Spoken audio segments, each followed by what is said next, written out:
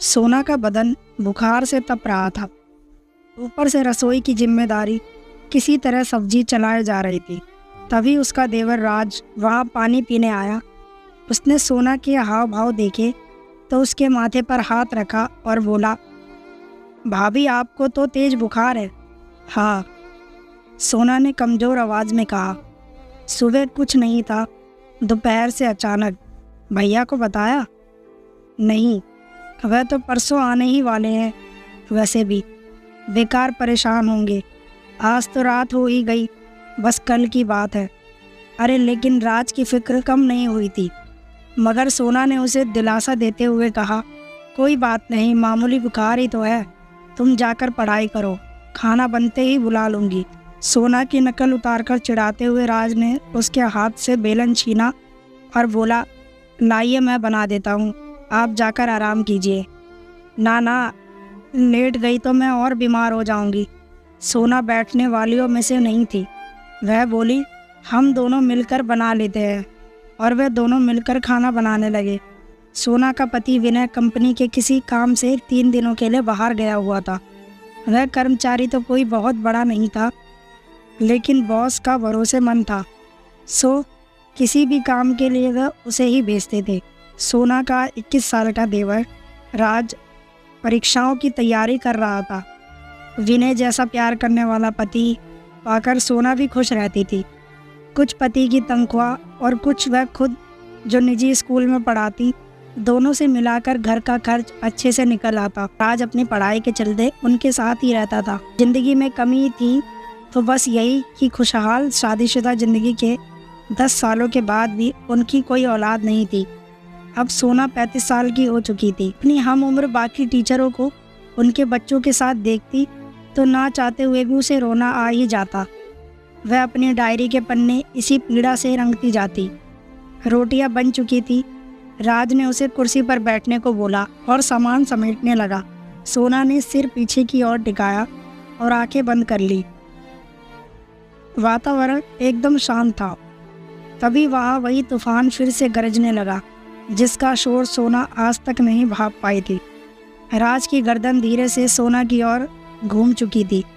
वह कनखियों से सोना की फिटिंग वाली समीज में कैद उसके उबरों को देखने लगा।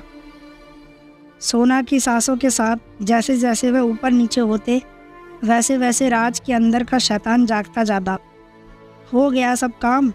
बर्तनों की आवाज़ बंद जानकर सोना ने अचानक पूछते हुए अपनी आंखें खोल दी। राज हक्का बक्का हो गया और बोला, हाँ भाभी, बस हो ही गया। कहकर राज ने जल्दी जल्दी बाकी काम निपटाया और खाने की चीज़ों को उठाकर मेज पर ले गया। सोना ने मुश्किल से 2 रोटियां खाई, वह भी राज की जिद पर। वह ज़बरदस्ती सब्जी उसकी प्लेट में डाल दे रहा था।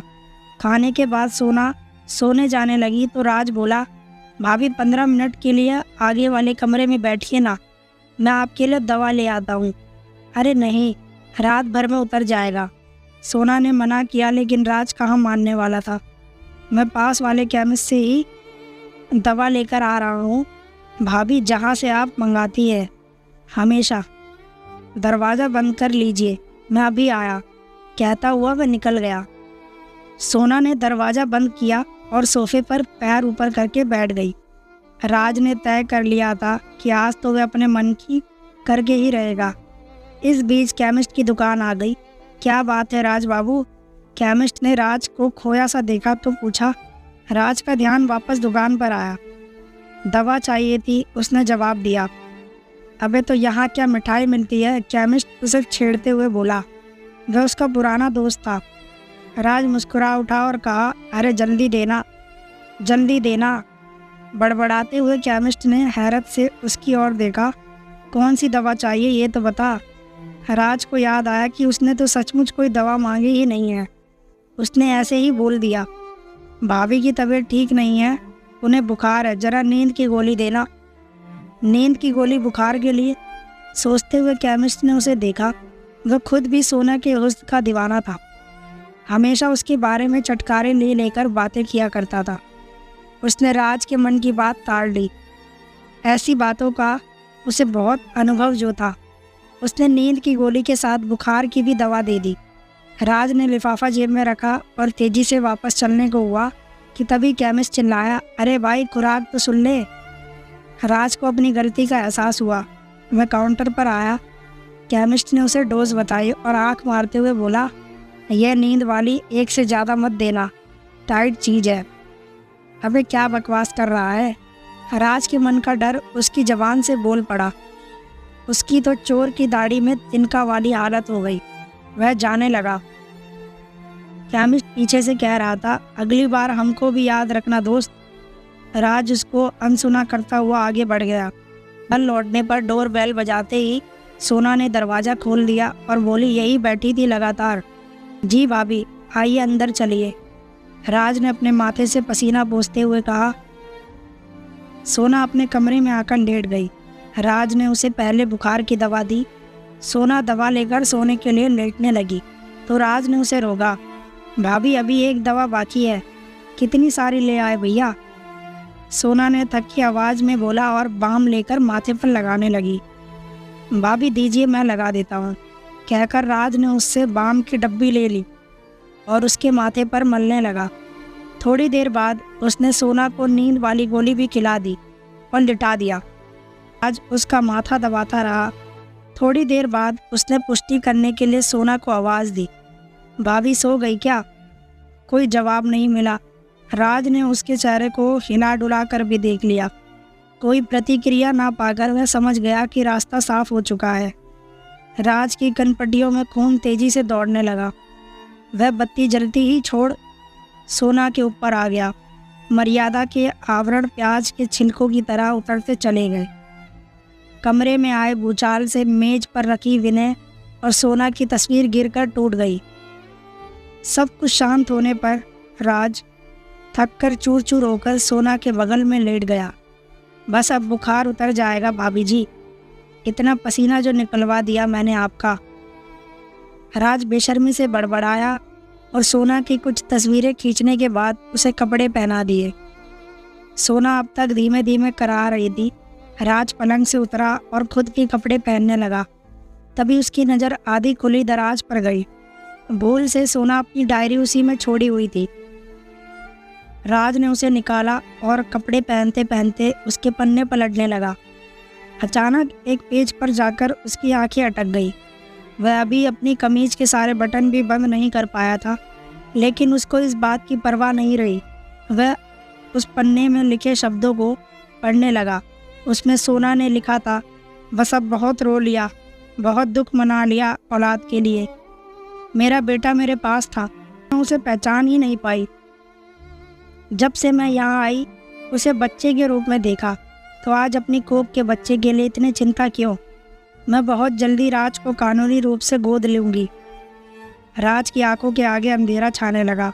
वह सिर पकड़कर वहीं बैठ गया और ज़ोर ज़ोर से रोने लगा। फिर भागकर सोना के पैरों को पकड़कर अपना माथा उससे रगड़ते हुए रोने लगा। भाभी मुझे माफ़ कर दो, ये क्या हो गया मुझसे? अचानक राज का ध्यान सोना के बिखरे बालों पर गया। उसने जल्दी से ज़मीन पर गिरी उसकी हेयर क्लिप उठाई और सोना का सिर अपनी गोद में रखकर बालों को संवारने लगा। वह किसी मशीन की तरह सब कुछ कर रहा था। हेयर क्लिप अच्छे से उसके बालों में लगाकर राज उठा और घर से निकल गया। अगली सुबह तकरीबन 8 बजे सोना की आंखें खुली। उसका सिर अभी तक भारी था। घर में भीड़ लग चुकी थी। एक आदमी ने आखिरकार बोल ही दिया, देवर भाभी के रिश्ते पर भरोसा करना ही पागलपन है। सोना के सिर में जैसे करंट लगा। वह सवालिया नज़रों से उसे देखने लगी। तभी इलाके के पुलिस इंस्पेक्टर ने प्रवेश किया और बताया, आपके देवर राज की लाश पास वाली नदी से मिली है। उसने रात को खुदकुशी कर ली। सोना का कलेजा मुंह को आने लगा। वह हड़बड़ाकर पलंग से उठी, लेकिन लड़खड़ाकर गिर गई। एक महिला सिपाही ने राज के मोबाइल फ़ोन में कैद सोना की कल रात वाली तस्वीरें उसे दिखाई और कड़क कर पूछा, कल रंगरलिया मनाते मनाते ऐसा क्या कह दिया लड़के से तूने, जो उसने अपनी जान दे दी? तस्वीरें देखकर सोना हैरान रह गई। अपनी शारीरिक हालत से उसे ऐसी ही किसी घटना का शक तो हो रहा था, लेकिन दिल अब तक मानने को तैयार नहीं था। वह फूट फूट कर रोने लगी।